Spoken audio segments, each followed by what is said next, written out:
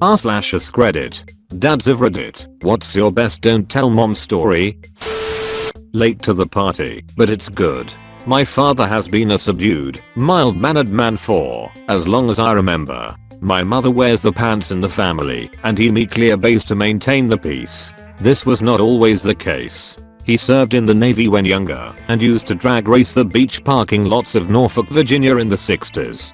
Their first car, when he got married, was a 1968 Camaro SS. Before that he had GTOs and other muscle cars. In 1994, my dad, well into his subdued state, was the proud owner of a Chevy Caprice. Nothing special, but it had a 305 V8 and rear-wheel drive. It was a big boat, but had decent power. He and I were out for a drive to a neighboring town, and the main road was under construction. They had built a temporary bypass with a strict 35 miles per hour speed limit. The regular road was 55 miles per hour, and so the traffic through the bypass was usually faster than the 35 miles per hour speed. My dad was the lead car of a large pack of traffic and was cruising along at about 60 miles per hour. We came around a corner to find a highway patrol car in the median facing directly at us. He flipped his lights on before we even went past him. To my shock, my dad didn't slow down to pull over. He looked in his rear view, saw the heavy traffic behind us, and floored the gas pedal. The cop, shocked as the Caprice roared past, couldn't pull out, and U-turned very quickly due to the cars that were behind us. My dad sped the Caprice up to a full 120 miles per hour heading up the hill and away from the patrolman. He was calm and smooth as he roared around the other vehicles, but didn't say a thing. We drove about 1 mile, passing a business and an off-ramp. Then he quickly caught the next off-ramp, pulled off, and turned left under the overpass. He parked under the overpass and turned the car off. Silently he waited 30 seconds until we heard the scream of a siren wail overhead on the freeway. He dropped the car into drive, slowly pulled out, and got back on the road in our original direction. After what seemed like hours of silence, he turned and looked at me. Don't tell your mother. It amazes me to know what lurks under the mild manners of my dad. My parents divorced, and my mom remarried. When I was about 10, she became a bit of a holy roller. When I say a bit, I mean off the deep end. For context, this was the mid-80s. Suddenly, cartoons were evil. I couldn't watch He-Man, Voltron, Richie Rich, Tom and Jerry. Nothing. She could see evil in anything.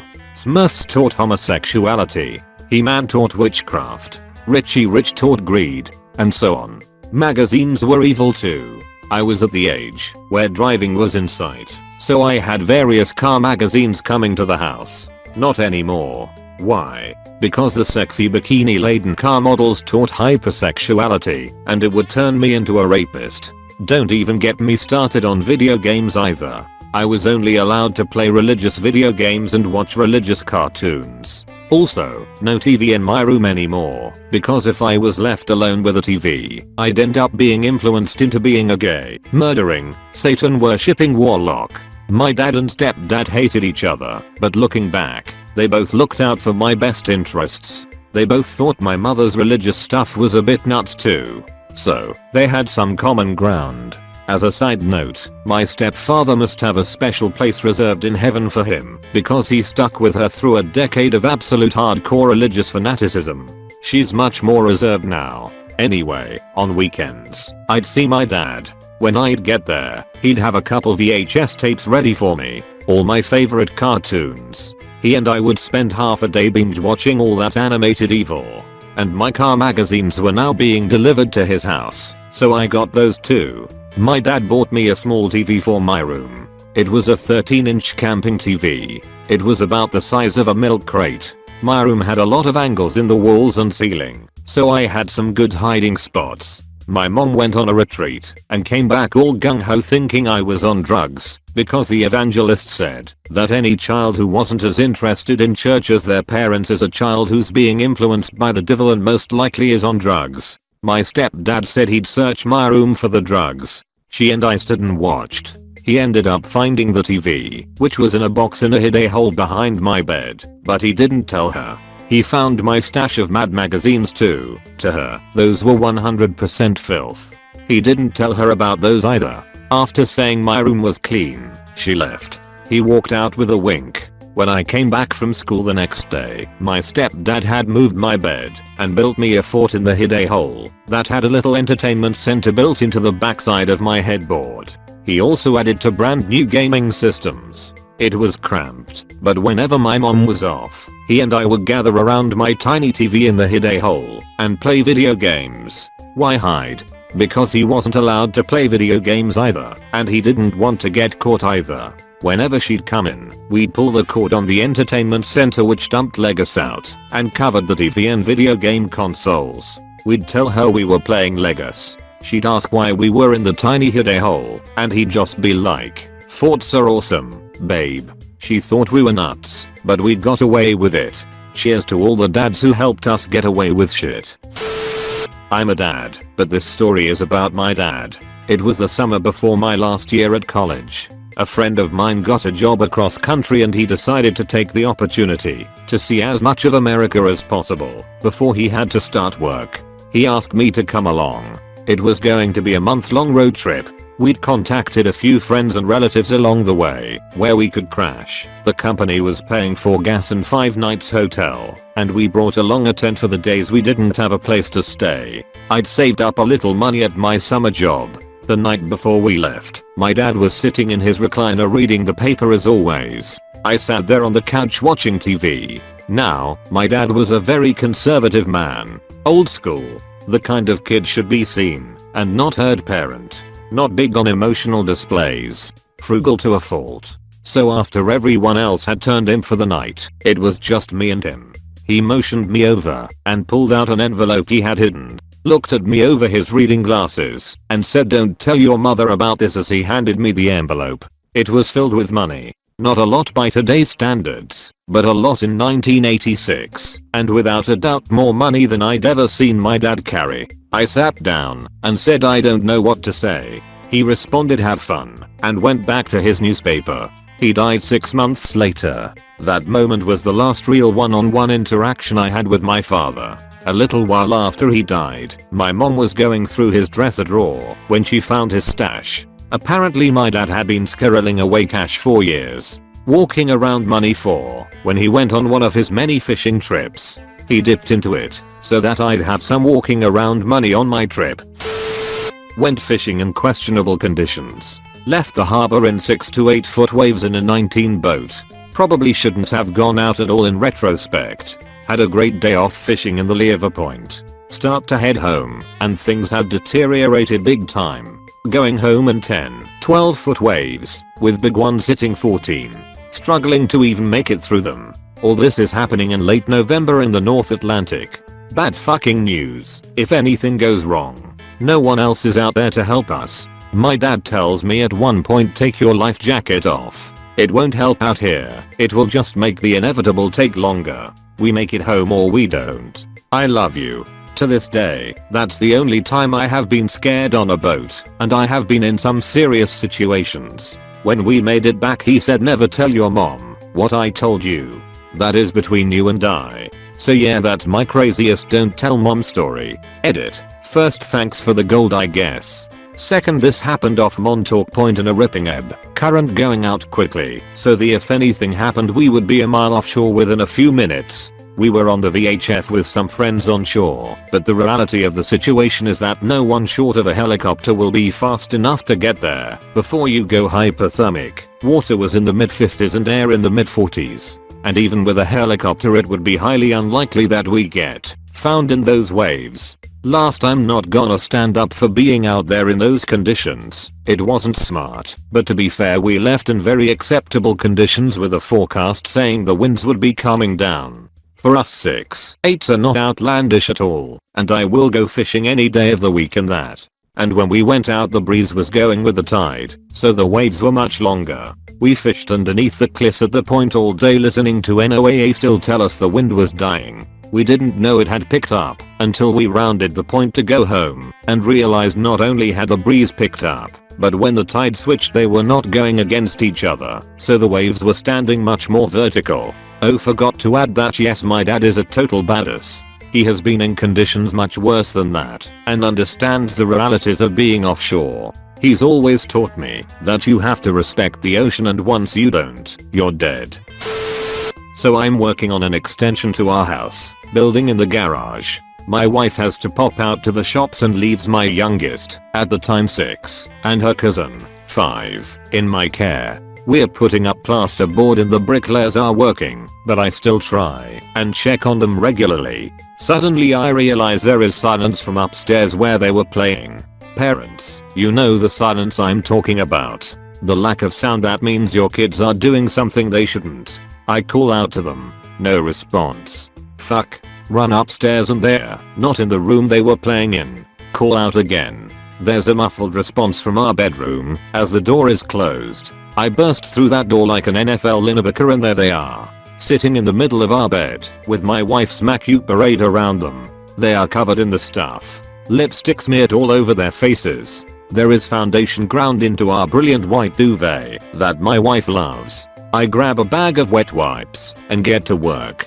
5 minutes and I'm able to remove 99% of the crap off their faces. Then I banish them to the playroom and take the duvet and all the sheets and put them in the wash. Toss in the bottom of the bin one of my wife's compacts that has had all the powder lost from it. She has others. Once that is done I head to the playroom. They are looking at me. They know they are in trouble. I crouch down in front of them. Listen girls, do you want to do a sleepover tonight? Sleepovers are their most favorite thing ever. Yes. They squeal. Okay, we can do that, but only if you don't tell your mothers about playing with the makeup. If you do that, you'll get in trouble and you won't be allowed a sleepover. They both agree solemnly and then go back to celebrating their unexpected bounty. I go back downstairs and return to work. Wife arrives home about 10 minutes later. Shortly thereafter she comes downstairs. Why did you put the duvet and sheets in the wash? I only changed them yesterday. I look puzzled. Sorry, I thought they always got washed on Saturday. I was just trying to help you out. Oh, by the way, I promised the girls they could have a sleepover here tonight. Hope that is okay. Wife thinks I'm sweet for helping out with the laundry. Sleepover is 100% okay. They never told. There were no marks on the duvet. Wife thought she lost her compact somewhere. I'm not the dad in this situation, but his son. When I was 17, the summer before my senior year in high school, I was helping my father and his friend Hot Rod clear out 13 acres of land in a bootleg excavation contract. We had a pile of white oak that we needed to burn that was the size of a small house. Dad and Hot Rod had gone to a small engine repair shop and traded who knows what for a 55-gallon drum of used oil that they poured into a loader bucket and dumped on top. They weren't aware that the oil also had gasoline mixed in it, so my father sent me to the top of the pile with a torch to light the oil and jump off. Nope. August in Virginia is not only hot as hell but also humid, so the gasoline vapors had collected inside of the foliage and exploded, engulfing me in a flash of flame. I got blown off the pile of brush onto the ground and immediately felt like I had bad sunburn until I saw my hand smoldering and ran to the water cooler and shoved my arm into it. That then sent lightning through my arm and helped me realize my face was also burnt. My father, quick to react, mustered all of his medical training into one sentence and 3 handouts. Chug this beer, take this Motrin 800, and smoke this bowl. I had known forever my dad smoked pot, but it was sort of an unspoken pact. We didn't talk about it. Needless to say, I get this speech. Son, now we can call the ambulance, but they are gonna call the cops, and the man is going to come out here and probably lock me and Hot Rod up. It'll probably take them 45 minutes to get home, and your mom is going to beat my fucking ass to a pulp. So if you don't think you need to call the man, I'm just going to take you home. It's about an hour home, and on the way I started crying, obviously in shock, about how I didn't want my mom to get mad at me. That's all I kept saying. Dad really didn't say much, because that's just how he is. We pull into the driveway. He says, you stay out here. I'm going to go talk to your mother. And after a few minutes, he sticks his head out the front door and waves me inside. Mom didn't say a word. She acted like everything was as right as the rain. She had to cut my shirt off of me, and I hopped in the shower, then was trying to eat a bowl of cereal, but the right side of my face was swollen shut, so I was just making a mess. Mom comes in the kitchen.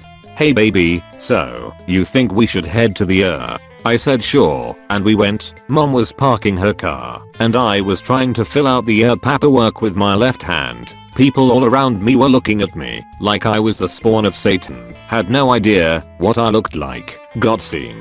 2nd and 3rd degree burns. Administered Demoral. Went home. Don't remember a week of my life. Mom said she would come into my room, restart the Dave Matthews Band DVD in my player when she heard the menu music, put a Percocet in my mouth, and 3 times a day feed me soggy honey bunches of oats.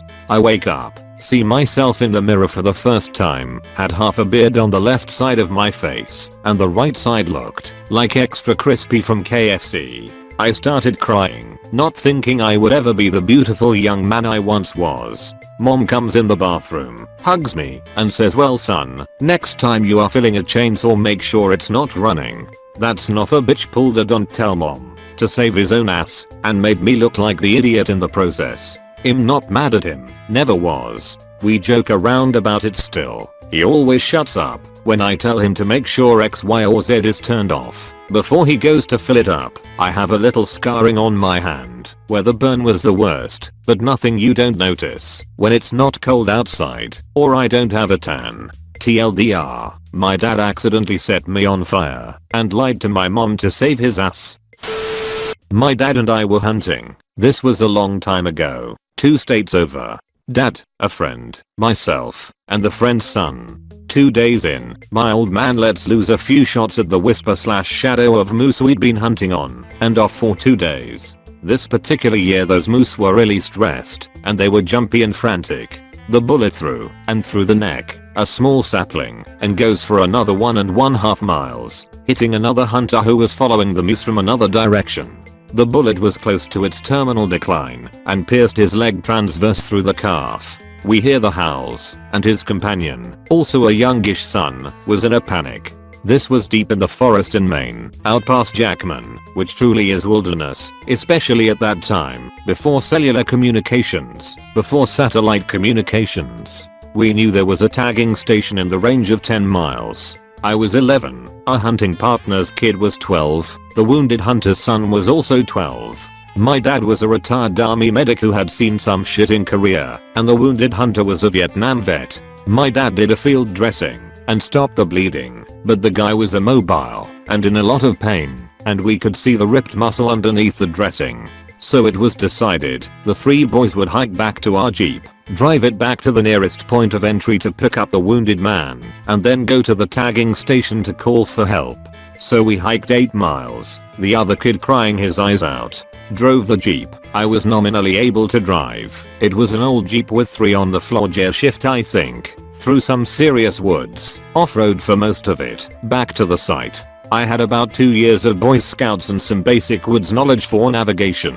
We get back. The guy is in serious shock. My dad and the hunting partner had created a litter. We all worked to get the wounded dad on it, carry him about 1,000 yards to the edge of a sketchy trail, load everyone up.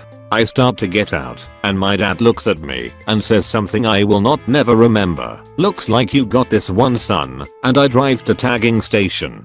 The ambulance transported the man to the hospital, but the guy's kid was in the middle of nowhere, so we arranged to get him to relative. Then we stayed at the shittiest motel I've ever stayed in to this day before heading home. When we got home, all that was ever said to mom was in response to her question, "Did you bag anything?" My dad responded in his best way, "Nothing we could keep." I took my 2-year-old son to the mall one Saturday afternoon to give my wife a break. We checked out the Lego store and watched the skaters in the rink and generally had a pretty nice time. Now I'm a TCU football fan, and after a couple of hours I started to wonder how the game was going when I remember there was a sports bar in the mall. Specifically it was a Hooters. So we both strolled down to the Hooters to catch up on the scores and maybe get some wings. I would not normally take my 2-year-old to a Hooters, but I was really curious about the score and hungry. My son was a big hit with the waitresses, and they made a fuss over him while I watched the end of the game. I guess they don't get many baby customers. They brought him a special jelly sandwich and showed him the Hooters owl logo on a coaster and told him it meant Hooters. He then saw the same owl logo on the waitresses' t-shirts and pointed at their chests and yelled Hooters, Hooters, Hooters. which really cracked everyone up and encouraged him to keep doing it. He drew quite a crowd and was a big hit. But as funny as all this was, I knew my wife would not necessarily appreciated the humor, so I elected to keep the Hooters part of the afternoon to myself. I didn't have to tell my son to not tell mom because, you know, he was only 2. So it's maybe a month later and me, my son, my wife and her parents are all in the van going to get some Mexican food. By this time I was on my way to completely forgetting about our more Hooters adventure. My son is strapped in his baby seat in the back sitting between his granny and granddad when I made the mistake of driving past a different Hooters. As we passed, my son saw the big sign out front with our logo and went nuts and started yelling Hooters, Hooters, Hooters. I thought oh shit and kept driving. My wife and her parents stared at my son in shocked, surprised silence. I guess that was not the response he expected, so he doubled down and started slapping his grandmother's chest and yelled Hooters, Hooters, Hooters, and laughing. My wife was beet red when she turned to me and asked how does he know about Hooters? There are times when honesty is the best policy and you have to fess up and tell the truth. This was not one of those times. I said I don't know. Maybe he saw it on TV. I know, pretty lame. But I stuck with that story like a drowning man to a life preserver until I sold it. My son couldn't watch TV unsupervised until he was 13. Being 26 right now, when I was little, Pokemon had just hit the shelves in the US. My father bought me Pokemon Red, and he got himself a copy of Pokemon Blue, and thus our Pokemon tradition was born. Every time a new group of games came out, we would each get one and play and bond over the new games. My father was a cardiologist, quite a spectacular one at that, so he was always on call and went to different hospitals across the country for days/weeks at a time to help build up cardiology centers in hospitals across the US.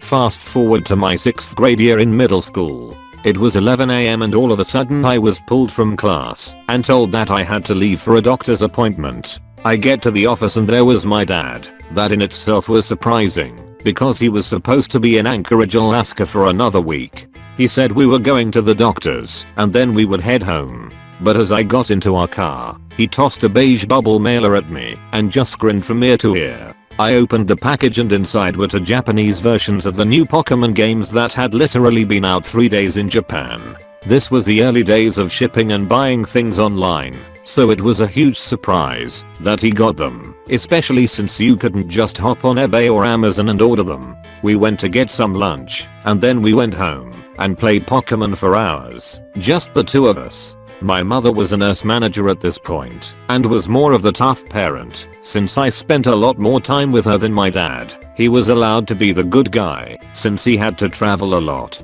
He looked at me about a half hour before my mom was supposed to get off work and said we are going to do this again tomorrow, but if you tell mom, we are both going to get it. So say nothing, it's just our dude's secret. My mom got home and he surprised her with flowers and was just happy to be home a week early, and it is honestly one of my favorite memories of my father. My dad was killed a year later in a shooting, and